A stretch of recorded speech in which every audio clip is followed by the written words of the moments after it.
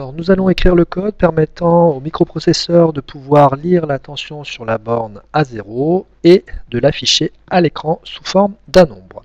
Alors nous allons pouvoir rabattre cette fenêtre-là et nous allons donc ouvrir la fenêtre de code ici. Quand on voit la fenêtre de code, voilà ce qu'il apparaît sur Tinkercad. Donc nous n'allons pas utiliser cette forme-là de code, qui est une forme que vous avez dû utiliser en collège pour programmer, une forme de bloc. Nous allons plutôt utiliser ce qui va mieux en forme de texte. Voilà.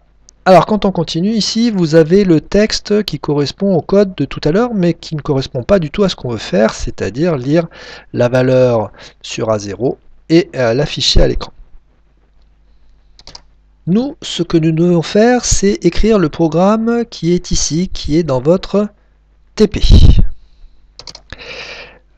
Ici, vous avez les commentaires associés à chaque action que fait le code.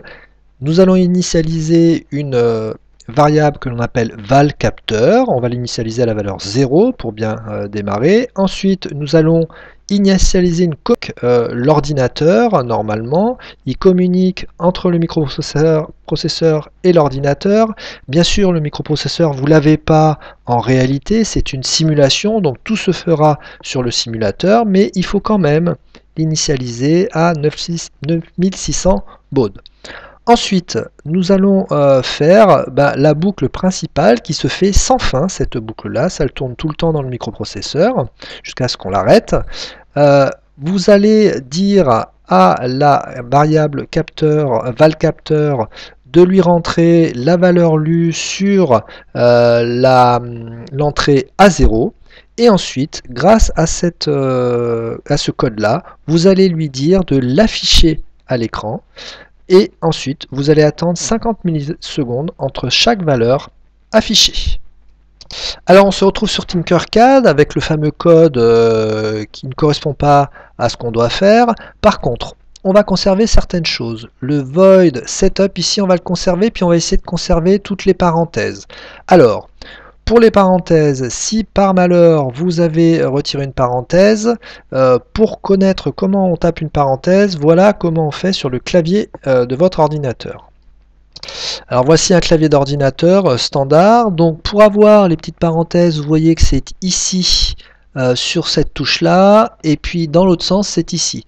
Donc pour ça il faut appuyer sur deux touches en même temps. Vous appuyez sur Alt GR ici, et en même temps avec votre autre doigt vous appuyez sur la touche 4 et ça fera apparaître cette parenthèse. De même, si vous voulez faire apparaître l'autre parenthèse, vous appuyez sur Alt GR et en même temps sur Alt GR et en même temps sur cette touche là, ici avec un plus et un égal. Alors ici, on peut retirer par exemple ce code-là. Alors chaque instruction se finit par un point-virgule. Donc attention, des fois vous aurez des erreurs, mais je vais simuler une erreur tout à l'heure. J'efface tout ça. Ici, on mettra, vous verrez dans votre TP, donc je peux retirer ici tout ce qui est commentaire, ça va nous faire gagner du temps. Vous n'êtes pas obligé de réécrire les commentaires. Et je vais mettre un temps de pause ici de 50, et ça prendra 50 millisecondes entre chaque instruction. Alors par exemple, je vais taper ma première instruction. Donc ici, il faut que je tape int valCapteur égale 0. Attention aux majuscules et tout ça. Enfin, vous n'êtes pas obligé de respecter ces majuscules-là. Mais attention, après, quand vous les reprenez dans le code, de bien mettre les mêmes majuscules et minuscules au cas où. Donc j'écris int ici valCapteur égale 0. Attention, je mets bien un point virgule après et vous poursuivez le code. On se retrouve après avoir fini le code ici.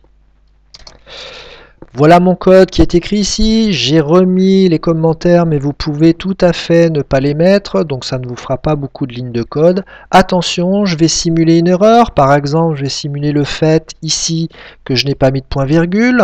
D'accord? Si je fais démarrer la simulation, regardez ce qu'il va nous mettre. Il nous met un message d'erreur ici. Il vous met à peu près approximativement où est l'erreur avec une ligne rouge. En fait, elle n'est pas là, l'erreur, elle est juste là. Là, je lui mets donc le point virgule que j'ai oublié, par exemple, si c'est ce style d'erreur, Et si je recommence la simulation, donc je peux retirer ici en appuyant là.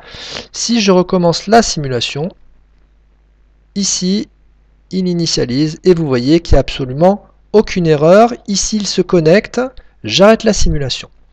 Alors, je vous ai dit que ce programme lisait la valeur de A0 et ensuite la transformait en un nombre entre 0 et 1023 et qui va aller l'afficher. Alors pour l'afficher, vous voyez qu'en bas vous avez ce qui appelle moniteur série, vous cliquez sur la barre, ça monte, d'accord, et ici c'est là que vous allez lire la valeur qui va être lue ici sur la borne A0. Alors regardez bien, je vais démarrer la simulation. Donc vous voyez qu'ici le microcontrôleur n'est pas connecté à l'ordinateur. Quand il va démarrer la simulation, il va se connecter et ensuite il va afficher sur le moniteur en permanence la valeur lue sur A0. Alors je démarre la simulation. Ici s'initialise et ensuite vous voyez qu'il s'affiche ici toutes les 50 millisecondes une valeur qui correspond à la tension A0 ici mesurée. Alors on va zoomer un petit peu ici pour voir un petit peu mieux. Moi, le travail que je vais vous demander, donc ici vous voyez, on est en noir total, c'est-à-dire tout à fait à gauche, et ici il y a une certaine valeur. Quand je change ici ma valeur de luminosité, donc d'intensité lumineuse, la résistance varie, la tension varie, et il fournit un autre nombre. Donc on a bien une tension ici transformée en nombre, un nombre qui varie, d'accord, en fonction de l'intensité lumineuse. Ici, je vais me stabiliser un petit peu, et ici on peut voir, alors c'est pas très gros, on peut voir par exemple qu'il lit la valeur 717 qui correspond à une certaine tension.